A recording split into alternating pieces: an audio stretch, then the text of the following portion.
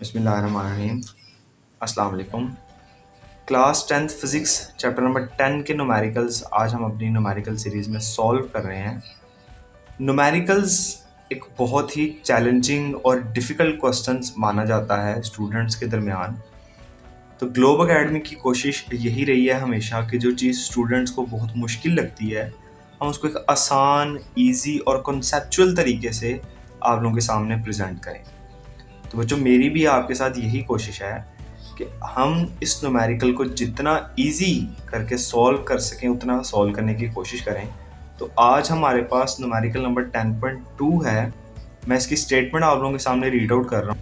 अगर आपने इसकी स्टेटमेंट को समझ लिया तो हम उसी स्टेटमेंट से इसकी गिवन डाटा, टू फाइंड और सोल्यूशन की ब्रेकडाउन करेंगे बहुत ही आसान तरीके।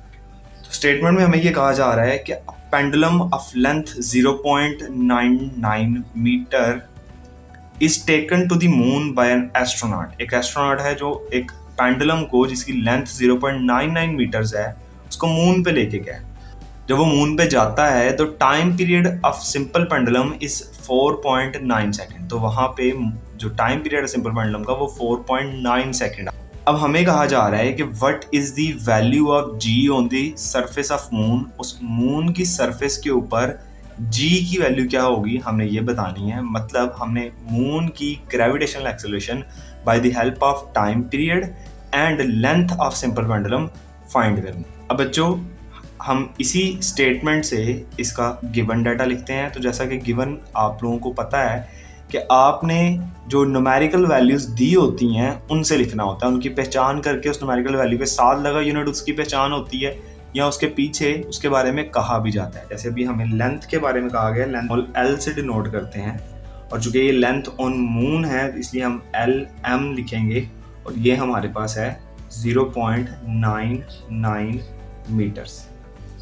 उसके बाद हमारे पास time period of simple pendulum, time period को कैपिटल टी से डिनोट करते हैं, ये दिया गया है जो कि हमारे पास 4.9 सेकंड। हमें gravitational acceleration of moon find करनी है। ग्रेविटेशनल एक्सेलरेशन को स्मॉल जी से लिखते हैं और ग्रेविटेशनल एक्सेलरेशन ऑफ मून ये हमें फाइंड।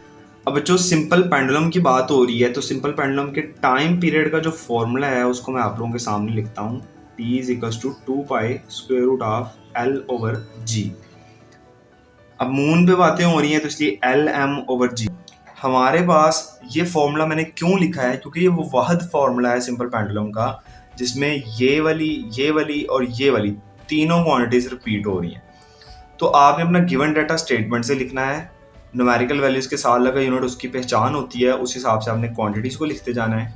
टू फाइंड, जो चीज़ आपको फाइंड करने के लिए कहा होगी, जो पूछी होगी, जिसके बारे में क्वेश्चन पूछा होगा वो आपकी यहाँ पे आएगी।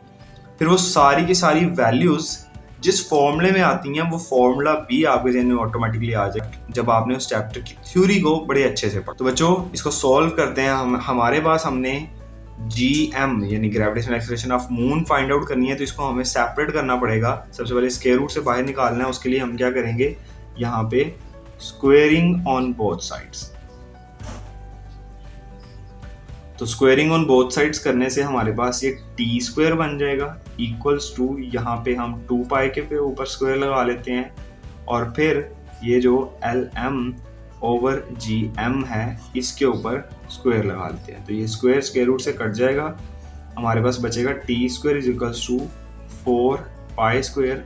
यहाँ पे हमारे पास आ जाएगी L M over G M.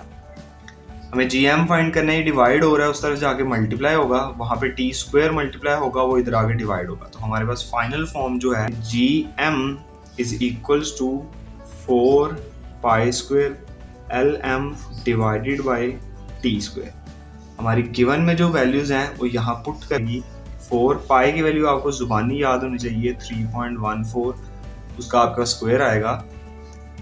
L M जो है 0.99 दी हुई है हमारे पास और टी स्क्वायर जो है वो हमारे पास 4.9 है, उसका ऊपर स्क्वायर।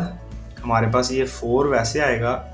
3.14 का जब आप कैलकुलेटर के ऊपर स्क्वायर करोगे तो ये वैल्यू 9.86 राउंड ऑफ करके आ जाती है हमारे पास और आगे 0.99 है। नीचे हमारे पास 4.9 का स्क्वायर है तो 4.9 का जब आप स्क्वायर लेंगे तो ये आपका 24.01 आएगा। ऊपर वाली सारी क्वांटिटीज़ को आपस में मल्टीप्लाई करवाएं कैलकुलेटर के ऊपर तो आपके पास आंसर आएगा 39.044 और नीचे हमारे पास जो है वो 24.01 है। जब इन दोनों को आप डिवाइड करवाएंगे तो हमारे पास 1.63 मीटर पर सेकंड स्क्वायर ये हमारे पास ग्रेविटेशनल एक्सेलरेशन ऑफ मून आ जाएगी। तो बच्चों आप लोगों ने देखा हमारा ये न्यूमेरिकल बहुत ही आसान सा न्यूमेरिकल था, कोई इसको सॉल्व करना मुश्किल नहीं है।